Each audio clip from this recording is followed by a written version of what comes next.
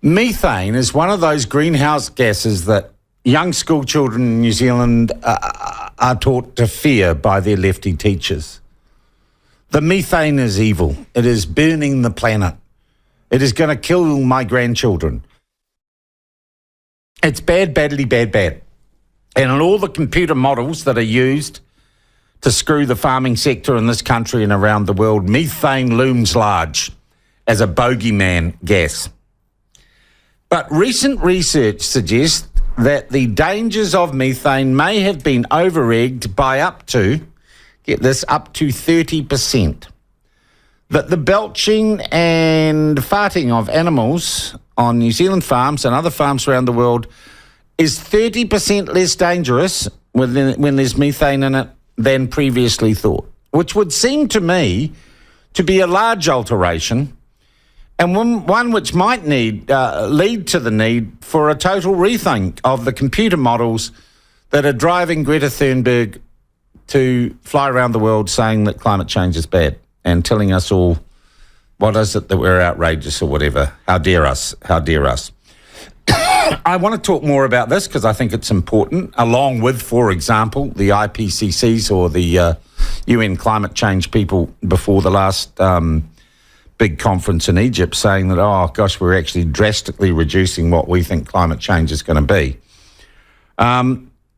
So to discuss this, I think, really important piece of news that, of course, hasn't been covered in the mainstream media, we're joined by soil scientist Dr. Doug Edmeades. Doug is a regular contributor to Science and Farming Communities, having published 90 scientific papers, several books and many articles. So Doug joins us, or Dr. Doug joins us now.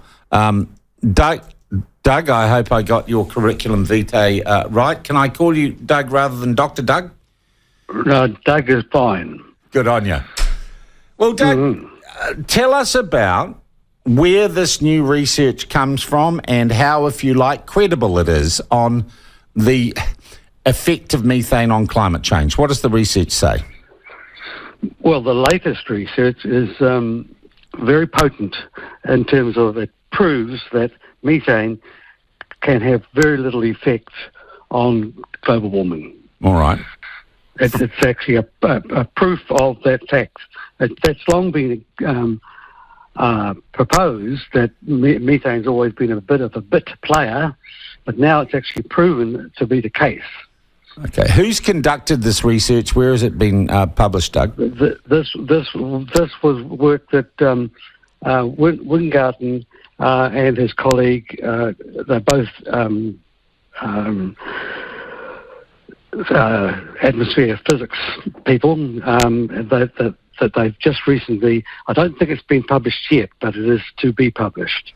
All right. And what does it say? How much, and I just want to check, they are independent researchers or do they work for an industry group or what? No, they're independent people, certainly independent of IPCC. Okay. And where are they based?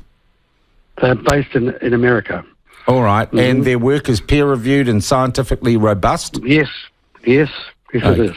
Okay. Mm. All right. So it fits into the general story that that methane's almost irrelevant when it comes to greenhouse gases. You know, at the biological level, for example, the animal is in fact carbon neutral.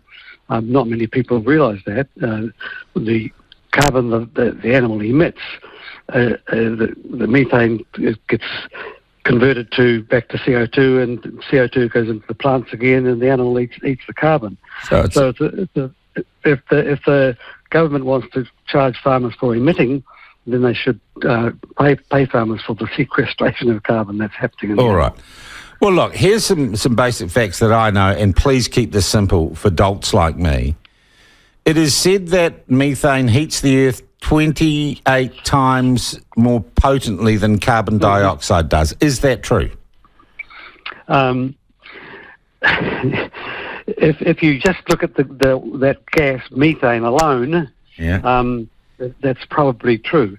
But methane, as we deal with it in the atmosphere, is not alone. It's it's in the company of water and carbon dioxide and nitrous oxide.